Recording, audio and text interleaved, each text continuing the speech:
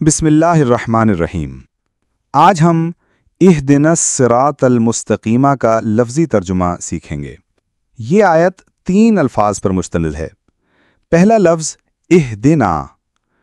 इहदिना इहदी और ना से मिलकर बना है। इहदी का मतलब है हिदायत दे और ना का मतलब है हमें। ना भी कुरान में बहुत जगह इस्तेमाल होता है, इसलिए इसे जहन में रखें। दूसरा लफ्ज़ अस्सिराता है। ये अलिफ लाम और सिरात से मिलकर बना है। इसका मतलब है रास्ता। तीसरा लफ्ज़ अल मुस्तकीमा। अल मुस्तकीमा अलिफ लाम और मुस्तकीम से मिलकर बना है। इसका मतलब सीधा, दुरुस्त। हम उर्दू में अक्सर बोलते हैं सिराते मुस्तकीम पर चलना चाहिए, या दुआएं मांगो कि अल्लाह सिराते मुस्तकीम दिखाए। अदबी और खतीबाना ज़बान में ये कौम सिराते मुस्तकीम से हट चुकी है। इस तरह हम इस लफ्ज़ से वाकिफ़ हैं।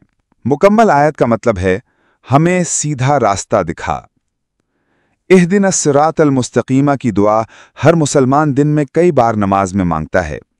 इसका मतलब यह है कि हिदायत एक मुस्तकिल ज़रूरत है, सिर्फ एक बार हासिल करने की चीज़ नहीं, बल्कि मुसलसल मांगने और इख्तियार करने का अमल है। कुरान से जुड़ने और जोड़ने के लिए हमारा साथ दीजिए और इस वीडियो को लाइक, शेयर और सब्सक्राइब कीजिए।